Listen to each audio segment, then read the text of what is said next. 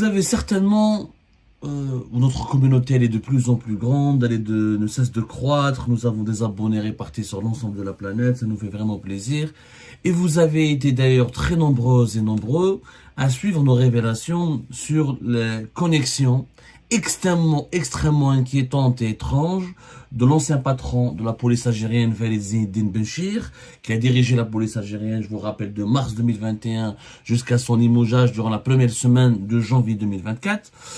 Comme le 10, le 12 janvier, le 10 et le 9 janvier 2024, on vous a fait des révélations assez exceptionnelles sur comment Walid Zinedine Benchir entretenait des relations directes avec un certain nombre d'officiers du renseignement, des services de renseignement occidentaux, notamment des services de renseignement israéliens à travers, par exemple, la personnalité de Ariel Merari, qui est quand même l'un des cerveaux dans la formation des services de renseignement israéliens, notamment en matière de lutte contre le terrorisme. Vous savez qu'Israël classe comme terroristes les mouvements armées palestiniens qui luttent pour leur résistance. À titre d'exemple, il y a la conception du terrorisme, elle change d'un pays à un autre selon le contexte politique. Ce qui est terroriste chez nous ne l'est, ce qui n'est pas terroriste chez nous peut être terroriste dans une autre région du monde, dans un autre pays du monde, selon les idéologies dominantes. Mais Walid Zinedine Benchir, alors qu'il occupait des fonctions importantes en 2009, alors qu'il était à la tête, je vous le rappelle, de la chef de la sûreté de Wilaya de Béchar, une région stratégique, une région stratégique. Vous savez ce que c'est que la wilaya de Béchar? C'est la wilaya frontalière du Maroc. C'est là où il y a des garnisons militaires importantes. Il y a des stations. L'armée algérienne, elle a placé là-bas des unités de combat extrêmement importantes et sensibles. C'est une région qui a connu, de par les relations très compliquées avec le Maroc depuis les années, depuis la guerre des sables, après l'indépendance du pays, jusqu'à la fin, jusqu'à aujourd'hui encore, jusqu'à l'accord de paix au niveau du Sahara occidental en 1991, jusqu'à la réactivation des combats et la lutte armée de Front Polisario contre le Maroc à partir de fin 2020, début 2021. C'est une zone très sensible, de turbulence, une zone classé militaire, et être chef de sûreté, être le responsable de toute la police de la wilaya de Béchar, c'est un poste hyper stratégique et sensible qui permet au titulaire de ce poste d'accéder à des informations confidentielles, voire d'entretenir des contacts et des relations avec des personnels militaires et des responsables militaires qui ont accès de leur côté aussi à des dossiers très sensibles et classés secret défense. Ça n'a pas empêché M. Walid Zinedine Benchir de siéger au sein d'un organisme universitaire. Ça, nous en avons parlé durant le 9 et le 10 janvier 2024. Dans nos révélations précédentes, il était membre d'un organisme universitaire basé à Paris. Officiellement, il s'agit d'un groupe de recherche qui porte sur les menaces criminelles, les nouvelles menaces criminelles contemporaines. Il était affilié à une université parisienne. C'est un groupe de recherche hyper élitiste qui regroupait comme formateurs que des anciens des services de sécurité français et occidentaux et israéliens, et dont les cursus étaient essentiellement proposés à à des officiers ou à des membres du service de sécurité français, occidentaux aussi, et israéliens. Alors, à l'époque, nos révélations ont fait beaucoup de tabac, ils ont fait même beaucoup de ravages, ils ont choqué, interpellé, suscité beaucoup de débats et beaucoup de polémiques. Nous avons poursuivi notre enquête. Il faut savoir, la Jama'a, pourquoi on s'intéresse aux connexions et aux amitiés, ou là aux contacts et relations de Walid Zinedine Benchir avec les services de renseignement occidentaux ou là israéliens. En tant que Walid Zinedine Benchir est un chercheur. Il a deux casquettes. Il a la casquette de haut responsable de la police algérienne. Il a occupé des postes importants, chef de sûreté de Djidjel, chef de sûreté de Béchar. Il était même conseiller à un moment donné au niveau de l'état-major de l'armée. Comme l'inspection régionale de la police algérienne au niveau de la région sud-est à Ouargla. Ensuite, il était inspecteur régional de toute la région centre du pays de Blida, avant de devenir patron de la police algérienne de 2021 à 2024.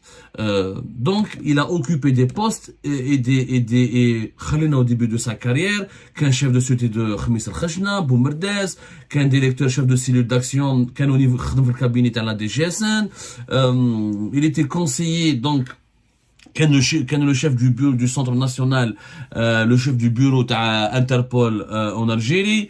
Donc il a occupé des postes stratégiques très sensibles, et dans chacun de ces postes, encore une fois, il était en gestion, là il gérait des dossiers, il accédait à des dossiers, mais c'est lui qui gérait, qui supervisait les enquêtes les plus sensibles de la police algérienne, notamment de la police judiciaire algérienne. Il était par exemple le chef du bureau des études et de synthèse à la direction de la police judiciaire algérienne. Un exemple, entre 2001 et 2023, il était détaché à l'état-major de l'armée en tant que représentant de la police dans le cadre de la stratégie nationale de lutte contre le terrorisme. Durant toutes les années, Théo, Fariz Eddine Benchir a accumuler des connaissances sur un certain nombre de dossiers politiques, sécuritaires, de criminalité, de lutte contre le terrorisme qui sont classés, confidentiels ou qui relèvent du secret d'État. Donc, il est vrai que Fariz Eddine Benchir, ce qui est étrange avec lui, c'est ce qui a motivé notre enquête, c'est qu'il est chercheur, un brillant chercheur, ça on peut pas le renier, un criminologue, il a étudié en France, il a fait des stages importants en France, il était même conseiller entre 1989 et 1992 dans des prisons françaises, des postes qui sont généralement réservés uniquement aux titulaires de la nationalité française. Lui, officiellement, ne l'a pas, cette nationalité française. Alors, on a déjà, dans notre enquête sur Fariz Eddine Benchir, on a révélé qu'il avait fait un mariage blanc pour avoir un carte de séjour de 10 ans en 2015. C'est que quand tu es chercheur,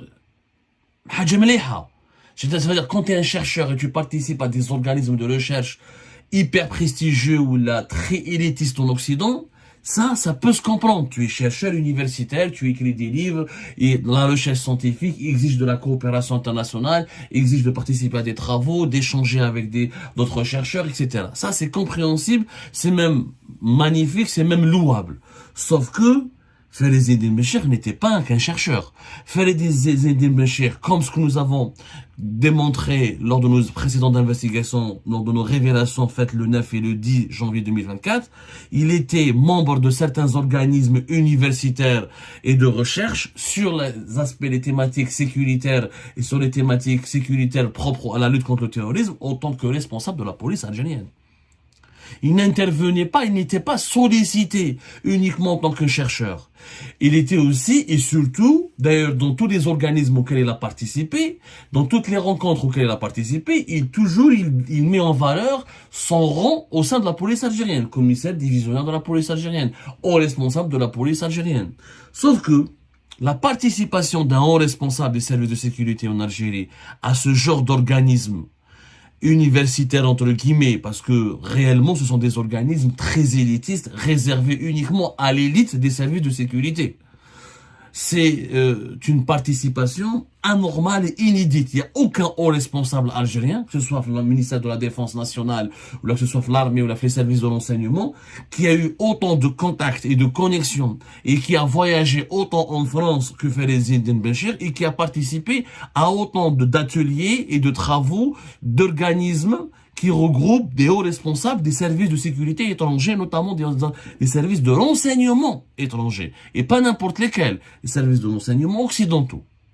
Il faut savoir que la politique du régime algérien, vous la connaissez, le régime algérien passe son temps à chanter et à dire qu'il est contre l'impérialisme occidental, qu'il est un régime souverainiste, qui veut l'émancipation des peuples, qu'il est pour l'autodétermination des peuples colonisés, qu'il est contre le bloc de l'Ouest. L'Algérie a toujours eu des relations d'amitié avec le bloc de l'Est.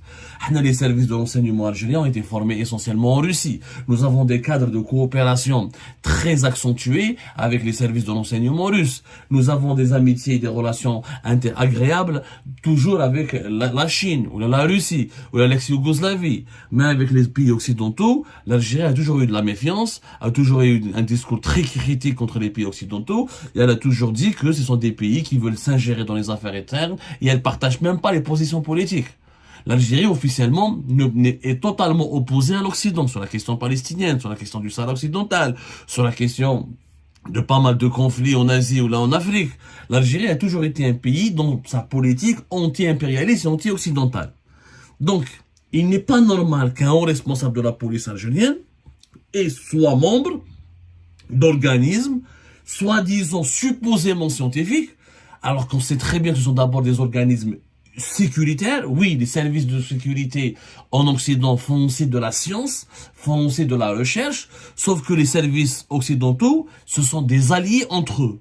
Les pays membres de l'OTAN, ou les pays occidentaux, ou les pays de l'Union européenne, plus Israël, ce sont des alliés déclarés. Ils partagent la même ligne politique, ils partagent les mêmes intérêts politiques, ils se soutiennent mutuellement, ils collaborent mutuellement, parce qu'ils ont la même vision de l'avenir du monde et du présent du monde.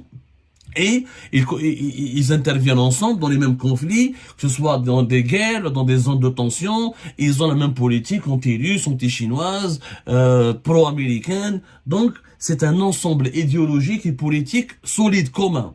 L'Algérie n'appartient pas officiellement, selon le régime algérien, n'appartient pas à cet ensemble politique et sécuritaire commun qui est l'Occident. Au contraire. Comment donc se fait-il que Fayez Eddine Benchir ait été autorisé, parce que quand tu es au responsable de la police, chef de sûreté du Wilaya, inspecteur régional fait Ouergla, inspecteur régional fait Blida, quand tu occupes des fonctions aussi sensibles, tu ne peux pas voyager à l'étranger, notamment en France, un pays occidental, et tu ne peux pas participer à des travaux, à des rencontres, à des échanges, quelle que soit leur nature, si tu n'es pas autorisé par les autorités algériennes. Et les autorités algériennes n'auraient jamais autorisé un patron de la police de participer à des rencontres, à des débats, à des échanges, à des formations, ou là, à des ateliers où des membres des services de renseignement occidentaux et israéliens sont fortement présents. Donc, le cas Fayez Benchir, il est inédit, il est intriguant. Intriguant, comment un mec pareil, un Algérien, voyageait régulièrement, on a calculé, de 2003 jusqu'à pratiquement 2019, il était chaque année membre de plusieurs organismes universitaires, para-universitaires, mais qui ont des dimensions très sécuritaires et dans lesquels siègent toujours des membres des services de renseignement occidentaux israéliens, de 2003 jusqu'à 2018-2017. 2017-2018. Et à chaque fois, il partait avec sa casquette de policier, il prenait sa valise depuis Alger. Alors, d'un côté, il traite des dossiers très sécuritaires, très sensibles, qui relèvent encore une fois du secret d'État, du secret d'État en Algérie. Mais le lendemain, il part en France et à Paris, il fait une série de rencontres, il participe à une série d'ateliers avec des membres des services de renseignement occidentaux israéliens. Durant notre enquête, on nous a assuré que ni le ministère de la Défense nationale n'était au courant, que même les services secrets algériens étaient au courant de ces déplacements à Paris qui trouvaient ça intriguant, mais qu'à chaque fois, il était autorisé par la DGSN pour y aller en France. Donc tous les responsables de la DGSN, depuis 1993, date de son recrutement jusqu'à 2019, étaient l'autorisé ou là était au courant d'une partie de ses activités. Mais personne, ni au sein de la police, ni au sein des services de renseignement algériens, ni au sein de n'importe quelle autre institution algérienne, quand tu leur demandes, quand tu leur montres, voilà, ce que faisait Fayez Eddine Benchir, avec qui il rencontrait, qui étaient ses amis, ramener que les officiers israéliens qui partageaient les mêmes organes, qui partageaient ses travaux, ses ateliers, et qu'il rencontrait en tête à Paris, ils sont tous choqués, ils qu'on ne savait pas. Et tous aboutissent à la conclusion qu'il s'agit d'un traître, que c'est une traîtrise. Parce que pour le dogme du régime algérien, être en rencontre, rencontrer, traiter avec, ou la échanger, sans avoir l'autorisation express, sans être en mission officielle de la part de l'État algérien, avec des officiers du service de renseignement israélien, ou avec des officiers qui soient anciens, avec quand on est responsable, ou quand on a une carrière au sein des services de renseignement, même si on est à la retraite, on reste un responsable des services de renseignement. On quitte pas ce genre de boîte, on les quitte pas comme ça. Quand on est espion, on est toujours espion. Quand on est un maître espion, on est toujours un maître espion toute sa vie. Quand on est un membre des services, quand on est un officier des services de renseignement, jusqu'à la mort, on reste, on réfléchit, on agit, on se comporte et on vit comme un officier des services de renseignement. Ça, c'est pas des métiers, c'est des modes de vie. Donc, personne n'a autorisé Fayez Eddine Benchir, ça nous l'avons confirmé. Personne n'était au courant de ses activités et personne ne lui a donné le droit d'aller à la rencontre pendant toutes ces années de responsables des services de renseignement occidentaux et israéliens. Alors là, nous avons donné une grosse enquête sur Fayez Eddine Benchir et nous avons découvert un autre organisme très important un organisme universitaire et à la fois sécuritaire, dans lequel Fariz Eddine Béchir était aussi membre. En 2009, il était membre d'un organisme universitaire et para-universitaire français basé à Paris, consacré sur les menaces, les nouvelles menaces criminelles contemporaines. Et ben, entre de 2014 jusqu'à 2017, il était membre d'une instance dirigeante d'un autre organisme français basé en France, appelé le Conservatoire national des arts et des métiers, le CNAM, c'est le Conseil de criminologie et des sciences criminelles. Le CNAM, Conservatoire national des arts et métiers, section criminologie et sciences criminelles. Il était membre du conseil d'orientation du CNAM, qui proposait des formations en sciences criminelles, en criminologie, sauf que ce genre de formation, encore une fois, n'était pas dirigé ou orienté vers le grand public. La preuve, هذا le master, ou les formations diligentées dans le cadre du CNAM, il y avait des conventions signées en France avec l'école de guerre française, l'école des officiers de la gendarmerie nationale française, différents services de sécurité de l'État français, et tout ce qui relève du pôle, le CNAM a un pôle sécurité défense qui proposait des formations destinées essentiellement aux membres des services de sécurité français ou là des services de sécurité étrangers, mais qui relèvent de pays alliés de la France, qui sont des pays occidentaux. C'est-à-dire que les Russes, les Chinois, les Iraniens, les Turcs ne formaient pas leurs officiers au niveau de ces organismes de formation sécuritaire ou la militaire français. C'est vraiment être l'ami de la France ou avoir des rapports très amicaux avec la France ou la partager la même ligne idéologique de l'État français pour participer à ce genre de formation de pointe qui porte toujours sur des sciences criminelles, c'est les questions de sécurité et les questions de renseignement. On le voit bien, le CNAM, le Conseil national des arts et métiers avec son pôle sécurité et défense ou là sa section chargée de la criminologie et des sciences criminelles, former essentiellement les gendarmes français, les policiers français, les membres des services de renseignement français et ou là les policiers et gendarmes des pays occidentaux ou là les membres des services de renseignement occidentaux. La preuve, le conseil, il a deux types, il a deux instances. Le CNAM, entre de 2014 à 2017, il avait deux instances dirigeantes. Le conseil scientifique et le conseil d'orientation. Tous les organismes scientifiques et de recherche dans le monde occidental, ils ont ce genre d'organisation. Il y a un conseil scientifique où les membres, c'est eux qui décident du contenu des formations, de la qualité des formations, du nombre de cursus, du nombre de cours, qui peut étudier, qui ne peut pas étudier chez nous. Ou avec le conseil d'orientation, c'est lui qui se charge de l'orientation, si vous voulez, des orientations des cours, de la direction, de comment échafauder les formations, les diplômes, comment les améliorer. Parmi les membres des conseils d'orientation, il y avait un seul arabe, qui est un Algérien, qui est Fariz Eddine Béchir. Et qui est membre de ce conseil d'orientation, pas en tant que chercheur. Il est présenté dans la documentation officielle du CNAM, en tant que commissaire de la direction générale de la sûreté nationale algérienne. Et c'est le seul. Parmi les membres du conseil d'orientation, on trouve qui? On trouve un ancien patron de la police française, monsieur Claude Balland, qui est aussi un ancien préfet, au même moment, je vous مليح, يعني Fariz Eddine Béchir, au responsable de la police algérienne de 2014 à 2017, il était à l'inspection régionale de Ouargla de la DGSN. Ouargla, quand même, c'est la région qui abrite les puits de pétrole le plus important de l'Algérie, Hassim Saoud, et les installations pétrolières les plus importantes de l'Algérie. Il siégeait dans le conseil d'orientation d'un organisme français dans lequel, aux côtés de qui, ou là, dans lequel tous les responsables des services de sécurité français assumaient des responsabilités importantes. Alors, on trouve l'ex-directeur de la police française, Claude Balland. On trouve à l'époque celui qui dirigeait le renseignement intérieur français, qui est Patrick Calvar, directeur général de la sécurité intérieure, la DGSE française. On trouve un ancien de la DGSE, monsieur Alain Juillet, qui était l'ex-directeur du renseignement de la DGSE. On trouve d'autres responsables occidentaux, comme le directeur de la police judiciaire belge, monsieur François Farcy. On trouve un responsable européen qui s'appelle Gilles de Kerchove, qui était le coordinateur de l'Union européenne pour la lutte contre le terrorisme. On trouve des anciens de la CIA, des Américains comme David Cohen, qui était l'ex-directeur des opérations de la CIA au moment des activités de entre 2014 et 2017, au moment des activités de formation du CNAM.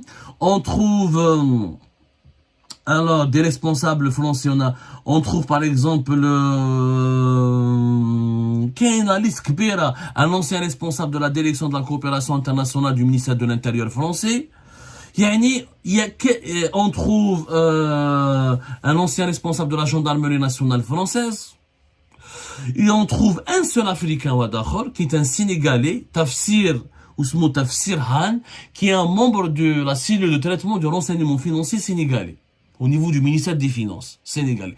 Mais il n'est pas membre de la police sénégalaise, ni des services de sécurité sénégalais. Farid Zedine Benchir est le seul Africain et arabe qui a siégé au conseil d'orientation et qui a supervisé, parce que le conseil d'orientation, il est différent du conseil scientifique, mais il a pratiquement les mêmes missions. Superviser les formations, superviser les formateurs, surveiller les cours, les diplômes, s'assurer de la conformité des diplômes délivrés par le CNAM à travers les masters, les diplômes en sciences criminelles et en criminologie, s'assurer de leur conformité avec les exigences scientifiques. Et donc, Farid Zedine Benchir, il travaillait, il collaborait avec des anciens de la CIA, avec des responsables au poste des services secrets français, ou des anciens des services secrets français, que ce soit le renseignement intérieur ou le renseignement extérieur.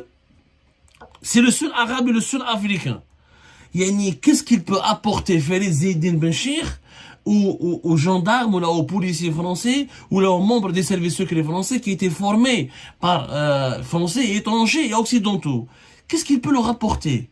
Farid Zedine Benchir, c'est le seul Algérien, le seul Arabe. Il n'y a pas de Marocain, il n'y a pas d'Égyptien, il n'y a pas de Saoudien. C'est quand même intriguant. Ça reste des connexions totalement intrigantes. Mais quand on va approfondir notre enquête, je compte qui est membre du conseil scientifique de cet organisme appelé le CNAM, avec lequel a collaboré pendant au moins 3 ans M. Farid Zedine Benchir, et toujours à Paris. Et tous les ateliers se déroulaient à Paris. Et toutes les rencontres se déroulaient à Paris. Et grâce à ce travail, Farid Zedine Benchir allait régulièrement en France de 2014 à 2017 à Paris, comme il le faisait de 2003 jusqu'à 2018. Et il rencontrait énormément d'interlocuteurs étrangers qui étaient tous anciens membres ou des membres actifs des services de renseignement israéliens ou occidentaux. Le conseil scientifique, on trouve qui? Alors, on trouve quelqu'un de très intéressant.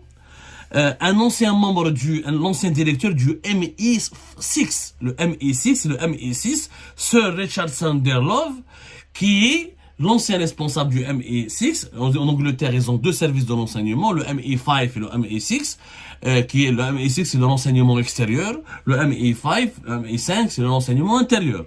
Le conseil scientifique du CNAM, Sir Richard Derlove. Wesh dire un patron des services de renseignement britanniques avec un policier algérien. Qu'est-ce qu'un policier algérien qui me fait les Zedine Benchir? Qu'est-ce qu'il peut apprendre? Ok, on a beau parler, mais je sais pas, sauf si elle a fait les Zedine Benchir, c'est un cerveau extrêmement brillant. Je ne crois pas qu'il soit plus brillant que les responsables de la CIA, ou du renseignement, ou du MI5, du MI5, ou du MI6, ou de la DGSE française. Et en plus, Farid Zedine Benchir, c'est le seul brillant du monde arabe. Il n'y a pas un cerveau brillant au Maroc, et un cerveau brillant en Égypte, en Arabie Saoudite, au Koweït. Très étrange. Et qui a autorisé monsieur Farid Zedine Benchir en Algérie de participer à ces ateliers-là?